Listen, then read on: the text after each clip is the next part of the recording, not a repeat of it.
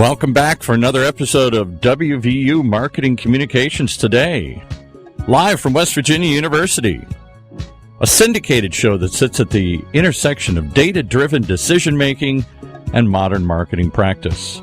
With our host this week, Matt Cummings. Hey, Matt.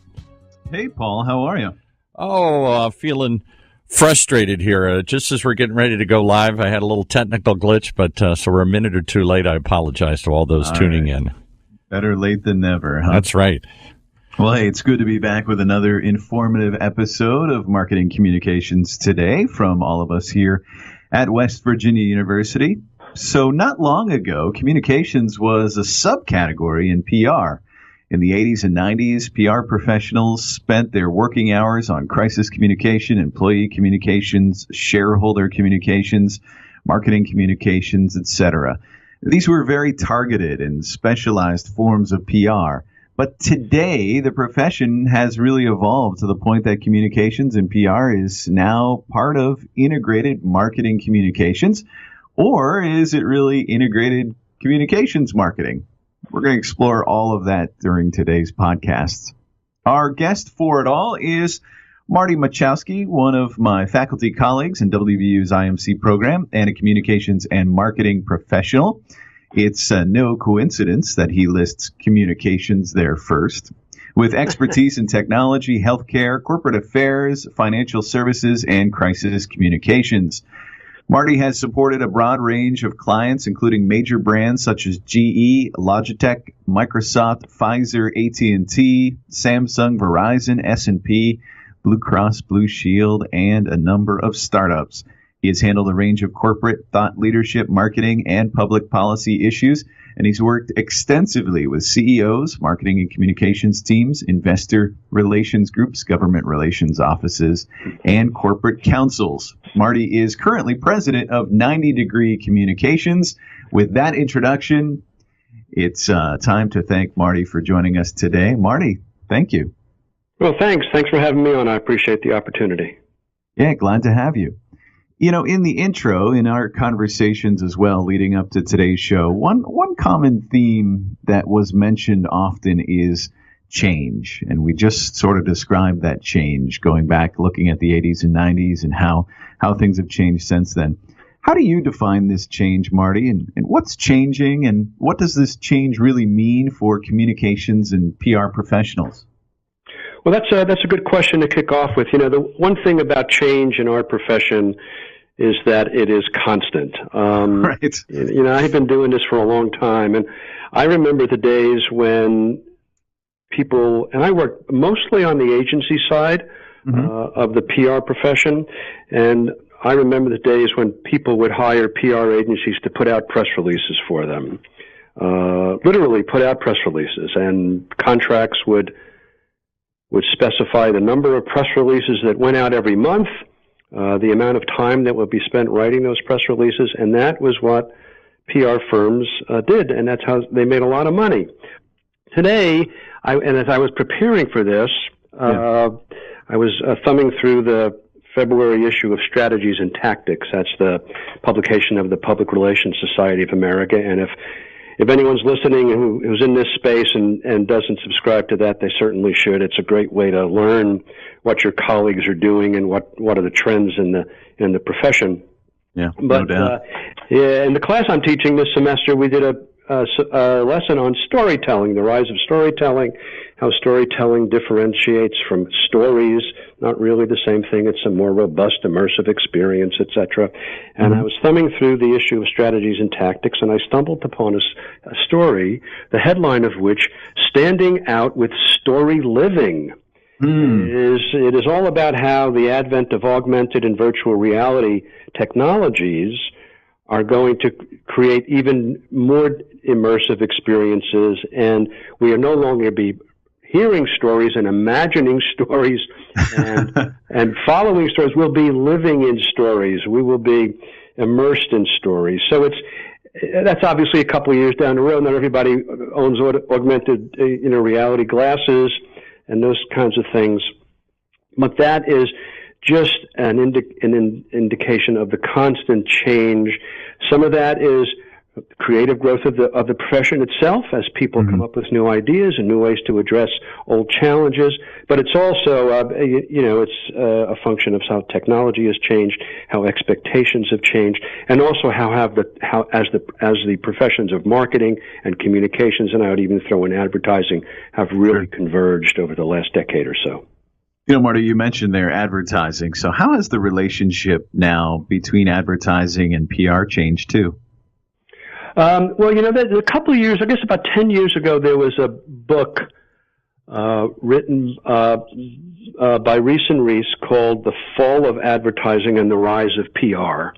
Yep. And I remember when that book came out, and there was a striking wave of cheers coming up from the PR profession, and a striking wave of groans coming up from the advertising profession, because it really hit at how people are spending resources.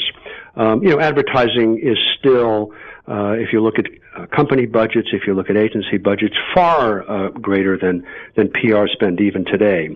But the notion that PR would become an equal with or go toe-to-toe with advertising as not only as a profession, but also as how people were spending resources was really quite dramatic. And PR agencies were quick to sort of jump on that and try to differentiate using the argument that public relations is more authentic. Public relations has a trusted filter. At that time, it was still largely the media that was filtering stories that the public read. Public relation was more genuine, and advertising was simply messages from a corporate brand or from an organizational brand that were less believable. So it's always been that sort of, they're friends, they're competitors. In many places, they were housed in the same agency. We saw on the business side of the equation how big advertising agencies bought up PR firms to be able to offer both of those services. But what's happening is that advertising and PR are becoming much more intertwined. It's rare today that I'm involved in a client account where part of what the PR team, ostensibly the PR team is doing, looks and smells just like advertising. Sure. It is and that has emerged in the social space, on Facebook, on Twitter, on other kinds of capabilities. But it's rare that you do a program that does not involve, again, a very traditional advertising feel, purchased space, purchased eyeballs. Right. For a message. And a long time ago in the old newspaper days, you remember there were things called advertorials, where a company or an organization would purchase space on a newspaper's op-ed page and have a piece there that was essentially an advertisement that looked like an op-ed story. So that there has always been the opportunity to purchase eyeballs in the advertising space, and that was even in the PR space. But now today, those professions, those tactics and strategies have sort of really melded. So they're beginning to look very differently, and you see it in some of the changes that are happening. I hate to sort of keep referencing back to strategies and tactics, but there's a wonderful. Their January edition was a wonderful set of articles on convergence and how things are converging particularly between the advertising and the communications model. So that's really where the industry is going. The convergence model grew up, started in the advertising PR world, but the digital world has really created a platform for those things to occur together. So let's stay on convergence for a little bit here. So what is PR's relationship now? We talked about PR and advertising, how they're different, how they're the same. But what is PR's relationship now to marketing in this new world? Again, I think it's a lot of it is the same. The marketing message is a much more straightforward message than the than the PR message, the place in the traditional marketing sales funnel that we've all seen in various iterations. PR tends to be at the top. It's about recognition and awareness and interest and brand identity and the things that swirl at the top of the funnel. And somewhere in the middle, marketing takes over and begins to introduce the potential for a transaction, for a sale, for a in the context of public affairs, it's the opportunity for take action, to become an advocate on an issue, and then sales is obviously the closing of the deal. And interestingly, sales has always managed to sort of be its own separate sort of world over there, where people play differently, people are compensated differently, people are, they sit at the bottom of the funnel waiting for things to fall through, and have to sort of seal the deal, as it were. But between PR and marketing, the strategies and tactics are beginning to look very much alike. Yeah. And again, facilitated by the emergence of digital. Even in the traditional sense of PR and newspapers and magazines and television and radio, the delivery of that content has moved online, so that the newspaper story doesn't sit out there by itself, but it becomes something that's online. The newspaper story generates clicks, and it generates shares, and it generates all the things that we traditionally associate with digital marketing. But those are the things that are generated by PR. It's interesting that I was talking to a reporter recently at the Washington Post, and we were talking to him about the value of exclusive stories. Whether it's, if I give you a story and 3 seconds later it's on another outlet, is the exclusive of value anymore? In the old days, you gave somebody an exclusive, they had it for hours, perhaps even a day, before the next outlet could report the story. Now it's literally seconds. Is that exclusive of value anymore? And he said, it's not as valuable from a news perspective, but it is valuable for bragging rights, and that's important still in that space. Sure. But what's really valuable about it is that it generates clicks and shares. The first story generates clicks and shares. And reporters today, certainly at higher level publications, perhaps even at more regional publications, are measured by the kind of digital activity they generate for the business of the newspaper. So when I click through a story, or I share a story, there's eyeballs on the page, there's an opportunity to click through for ads. Reporters are being judged on those metrics these days. Yeah. And that wasn't the case before. And you didn't know when you had a story in the newspaper how many people read it, or perhaps there was the very rough measure of letters to the editor or calls to the editor complaining about the story or commenting on the story. But today, reporters are living in that world of clicks and shares and eyeballs. And so even their world is changing very much, becoming very much like a marketing world. And that has an impact on what they need. How, as communications professionals, we have to understand that and sort of help them take what information we'd like to share and mold it in such a way that generates the kind of feedback and return that works for them as well. So yeah, that engagement is important not only for the reporter but also for the brand as well. Absolutely. It's really important for that. As communications and PR professionals, what do we need to do to flourish in this new environment that you described? Yeah, well, that's a tough question. There's a lot of metric answers to that, but I think at the end of the day, we still have to deliver value. And the thing that we have to understand is that value is not defined by us. It's defined by if you're working for an agency, it's defined by your client. If you work inside of the corporate division, it's defined by any number of people, perhaps your colleagues in the C-suite, the marketing guy and the CEO. I'll give you an interesting example in the course I'm teaching this semester. We did a lesson on CEOs as authors. And I had the opportunity to bring into that lesson a real-world example of a CEO that I worked with 2 years ago who authored a book, and I asked the class as part of this, what was the ROI from this book?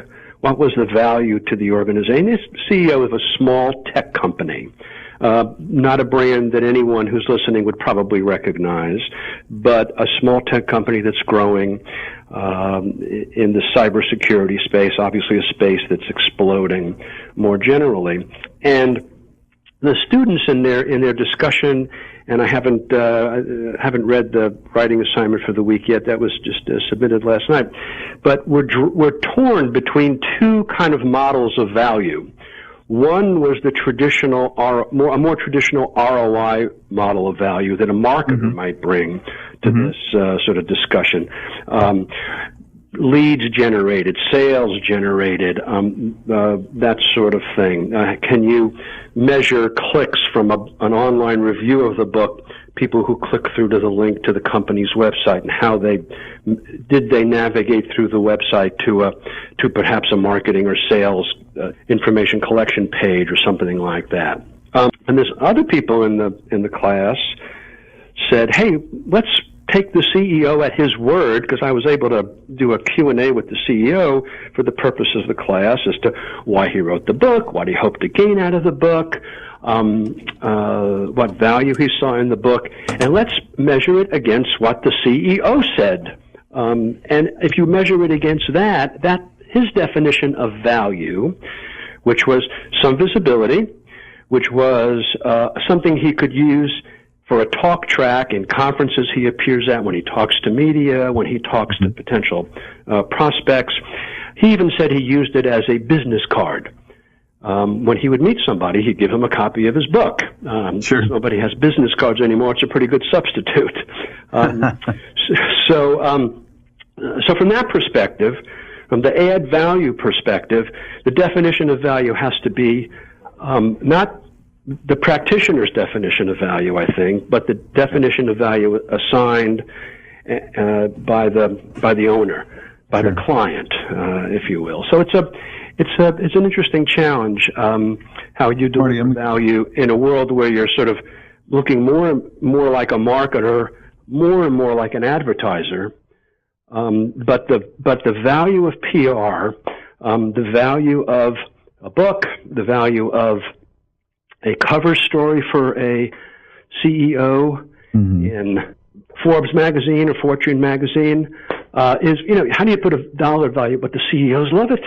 They love it. So it's deliver value, but understand that the definition of value is not your definition. It's your client or your CEO's definition. That's an important point. I'm going to pause you right there. We're going to take a quick break now. We're going to come back and talk more about measurement, some of those necessary tools, and who will win out, the CMO or the CCO in this new world. So stay tuned. We'll be right back. Just a quick break to remind you that West Virginia University's online data marketing communications program is the first graduate program of its kind in the country, focusing on strategic thinking, critical problem solving, and informed decision making. The Data Marketing Communications program at West Virginia University prepares you for your career by learning innovative tactics from award-winning faculty like those we're featuring today. You can learn more at dmc.wvu.edu. Go there and find out more. And let's pick it back up with our last couple of minutes talking about PR and other sorts of topics. Yes, sounds good. Thank you, Paul. And again, we're talking to Marty Machowsky, president of 90 Degree Communications and a leading expert in PR, executive communications, corporate affairs, and a whole lot more. We're talking about, I paused you there. We were talking about ROI. Just wanted to ask again, how can communications professionals demonstrate again that ROI on the activities that they are, that they are executing on? Right. Well, the answer is to go to Barcelona and see if you can just suck it up there.